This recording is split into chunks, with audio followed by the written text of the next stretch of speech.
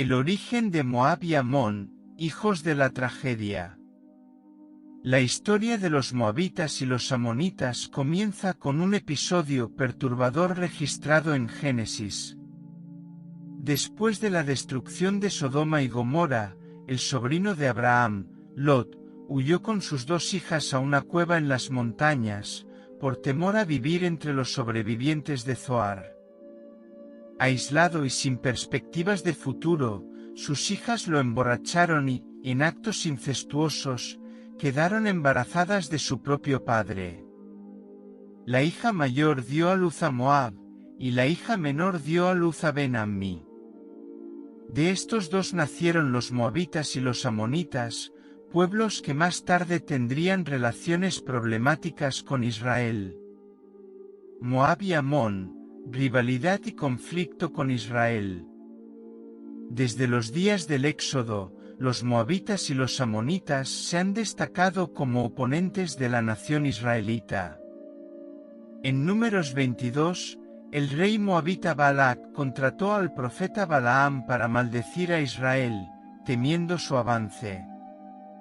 Cuando la maldición falló, los moabitas recurrieron a la seducción y la idolatría, lo que llevó a muchos israelitas a alejarse de Dios, lo que culminó en un juicio severo. Números 25.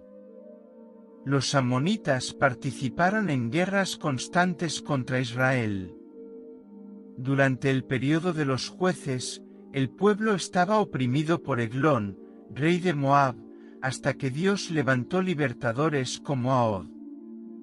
Más tarde, los amonitas serían derrotados por Jefté y confrontados por Saúl y David, lo que revela el ciclo continuo de hostilidad entre este pueblo y los israelitas. El antagonismo entre Israel y estos pueblos vecinos no se limitó al terreno militar. También había una tensión espiritual y cultural. Los moabitas y los amonitas veían con sospecha la fe monoteísta de Israel, mientras que los profetas advertían constantemente a los israelitas que no imitaran las costumbres y prácticas paganas de estos pueblos.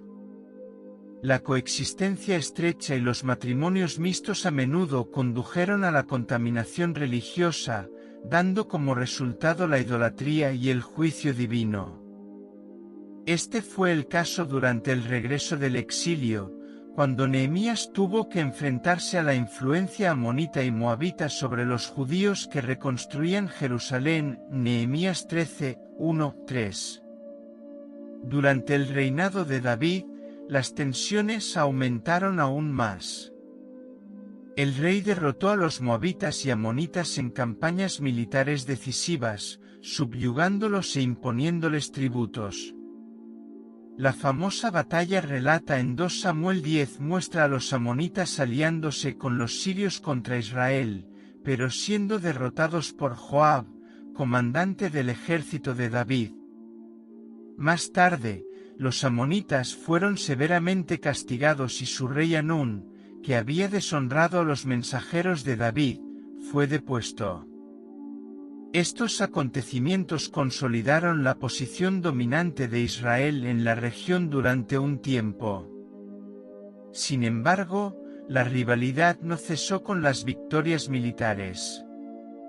Siglos después, durante el tiempo del profeta Jeremías, los amonitas todavía existían como una amenaza y estaban incluidos en las profecías de destrucción divina. Jeremías 49. Su desprecio por Israel y su deseo de tomar posesión de las tierras israelitas fueron razones recurrentes para el juicio profetizado. Estas actitudes revelan una hostilidad profunda y persistente que ha resistido el tiempo y el cambio político. Además, los moabitas y los amonitas fueron recordados por su crueldad en los momentos de vulnerabilidad de Israel. En tiempos de calamidad, como el exilio en Babilonia, estos pueblos celebraron la caída de Jerusalén e incluso aprovecharon la debilidad de los judíos para expandir sus propios dominios. Esta actitud de desprecio y oportunismo aumentó aún más la tensión espiritual y política entre ellos y el pueblo de Dios, haciendo que sus acciones fueran más que una simple rivalidad, se convirtieran en afrentas para el Señor mismo. A pesar de ello, los relatos bíblicos también apuntan a momentos de coexistencia tensa pero inevitable. En periodos de estabilidad, hubo intercambio comercial e incluso cierta integración entre los pueblos, aunque siempre con el riesgo de comprometer la identidad espiritual de Israel. Esta dinámica revela la complejidad de las relaciones entre Israel y sus vecinos moabitas y amonitas, una mezcla de conflicto, coexistencia forzada y constantes advertencias divinas sobre el peligro de una alianza con aquello que Dios había desaprobado. Dioses extranjeros e influencia espiritual. Los moabitas adoraban a Quemos, una deidad asociada con la guerra y la destrucción. Los amonitas adoraban a Moloc, una deidad cruel que exigía sacrificios humanos, incluso de niños. La influencia espiritual de este pueblo fue un constante tropiezo para Israel. Salomón, en su vejez, se apartó del Señor, influenciado por las esposas moabitas y amonitas, construyendo altares a estos dioses abominables, Nun Reyes 11. Este pecado contribuyó directamente a la división del reino de Israel. El culto a Quemos y a Moloc no era solo una cuestión de rituales religiosos, estos eran sistemas espirituales completos que dieron forma a la cultura, la moral e incluso la política de Moab y Amón. Chemos, por ejemplo, fue retratado como un dios guerrero que exigía devoción total, incluido el sacrificio humano en tiempos de crisis. Moloch, con su cruel culto, donde se ofrecían niños en sacrificio mediante el fuego, se convirtió en un símbolo de abominación delante de Dios. Estos cultos chocaban directamente con los mandamientos del Señor, quien condenaba vehementemente cualquier práctica similar entre los israelitas. El impacto espiritual de estas deidades en Israel fue devastador en varias ocasiones.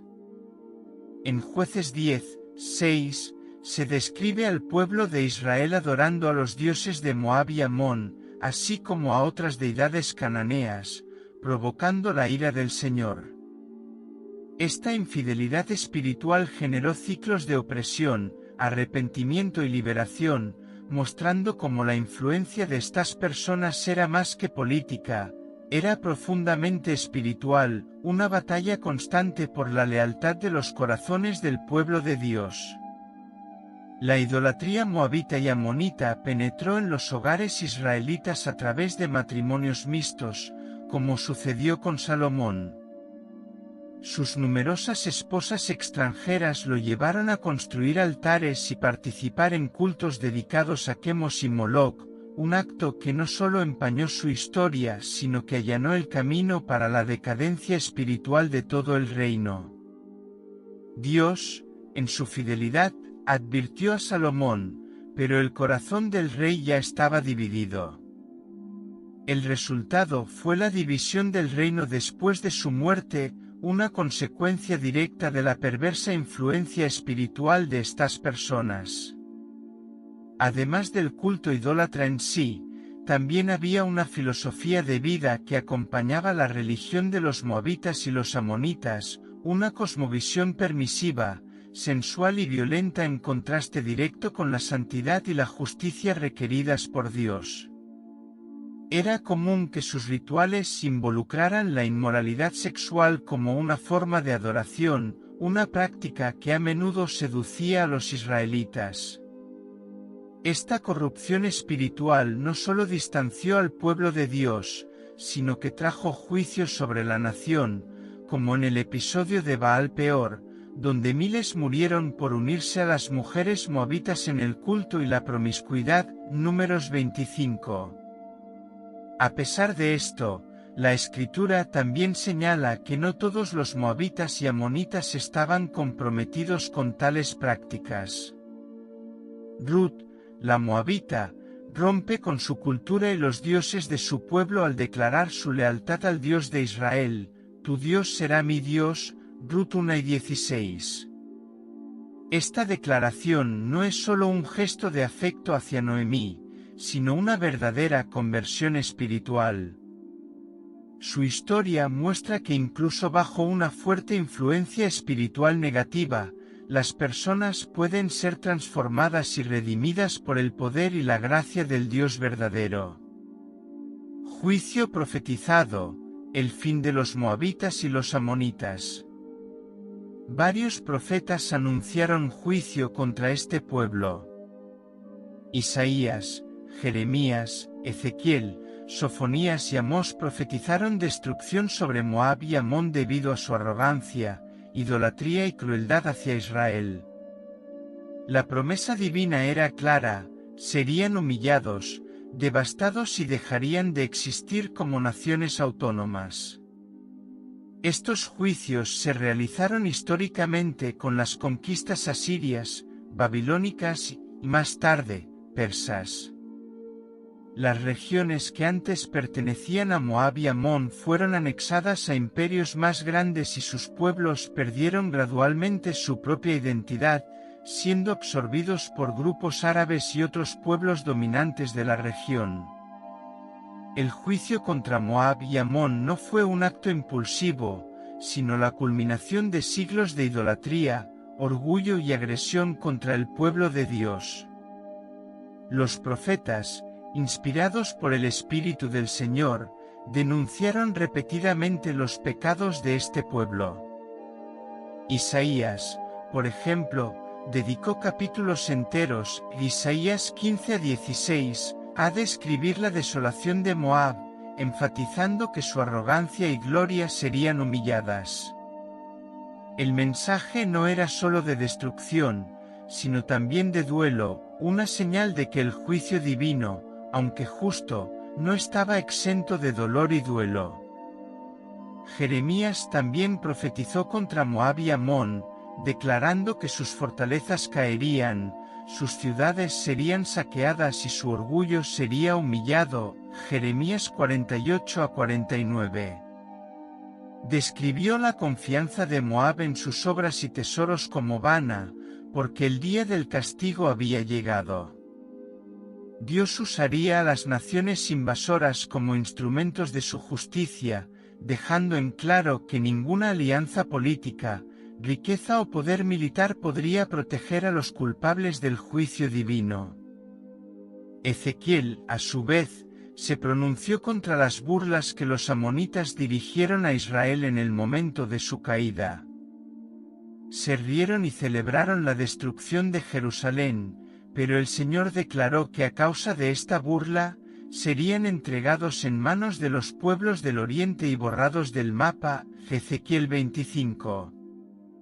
La justicia divina no ignora el desprecio hacia el pueblo elegido, y el profeta deja claro que Dios es el defensor de los que le pertenecen, incluso cuando están siendo disciplinados. Sofonías añade a la lista de profecías contra estos pueblos, proclamando que Moab y Amón llegarían a ser como Sodoma y Gomorra, un símbolo eterno de ruina.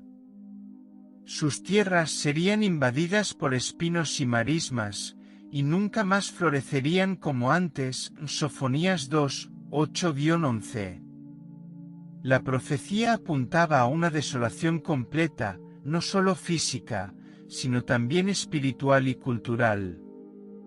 La comparación con Sodoma fue especialmente irónica, considerando que fue precisamente de la destrucción de Sodoma que surgieron Moab y Amón.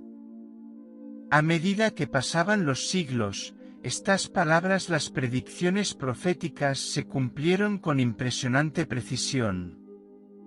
Los imperios asirio, babilónico y más tarde persa invadieron las antiguas fronteras de Moab y Amón. Sus ciudades fueron destruidas o absorbidas, sus pueblos se dispersaron y su cultura se disolvió en el mar de la historia. El juicio profetizado no fue solo un castigo, sino también un testimonio duradero de la fidelidad de Dios a su palabra, tanto en el juicio como en la promesa de que solo Él es soberano entre las naciones. Un legado borrado por la historia. Hoy en día, los moabitas y los amonitas ya no existen como grupos étnicos o naciones reconocibles. Sus lenguas desaparecieron, sus culturas se perdieron y sus territorios fueron ocupados por otros. Lo que queda son ruinas arqueológicas en la Jordania moderna y relatos bíblicos e históricos de su existencia. Con el paso de los siglos, su identidad se ha diluido, dejando solo el testimonio de su caída en las páginas de las Escrituras. De la vergüenza a la redención, una esperanza sorprendente. A pesar de sus vergonzosos orígenes y su historia de hostilidad, no todo está perdido. Del linaje de Moab provino Ruth, la moabita, quien al unirse al pueblo de Israel, se convirtió en la bisabuela del rey David y antepasada del Mesías, Jesucristo. Esto revela que incluso entre pueblos condenados, Dios puede redimir historias y usar personas improbables para cumplir sus propósitos eternos.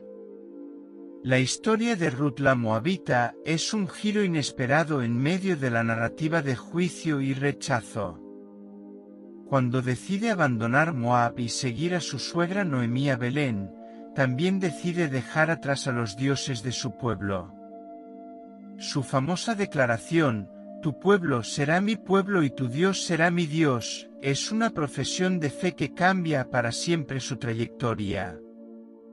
En un acto de humildad y fidelidad, Ruth se convierte en un eslabón precioso en el linaje mesiánico, demostrando que la gracia de Dios puede alcanzar incluso a los más improbables. El matrimonio de Ruth con Booz no es solo una historia de amor, sino también un retrato de redención. Booz, como pariente redentor, prefigura a Cristo mismo, que redime a los que están al margen, a los que provienen de historias marcadas por el dolor y la vergüenza. Al ser injertada en el linaje de David, Ruth muestra que Dios no está limitado por herencias contaminadas. Aunque es descendiente de un pueblo maldito, es acogida por el pacto divino a través de la fe, la lealtad y la obediencia. Este acto de inclusión se hace aún más poderoso cuando recordamos que, según Deuteronomio 23:3, ninguna amonita ni moabita podía entrar en la asamblea del Señor hasta la 10ª generación. Y sin embargo, Dios, en su misericordia, revierte las maldiciones a través de la gracia. Lo que fue rechazado ahora se restaura. En Ruth, vemos a un Dios que no se detiene en los fracasos del pasado, sino que transforma historias rotas en testimonios de esperanza. La historia de Ruth apunta al corazón del Evangelio, nadie está más allá de la redención. Aunque Moab y Amón han desaparecido como naciones, el amor de Dios es capaz de sacar belleza de las cenizas. La presencia de Ruth en la genealogía de Jesús, Mateo 1:5, es prueba de que Dios puede reescribir los destinos y utilizar incluso los frutos de antiguas tragedias para cumplir sus propósitos eternos. Donde abundó el pecado, sobreabundó la gracia. Si esta historia te habló, deja tu me gusta, comparte este contenido y suscríbete al canal para seguir siguiendo reflexiones bíblicas profundas como esta. La palabra de Dios es viva y transformadora, y juntos podemos explorar más de las maravillas que revela. Hasta la próxima.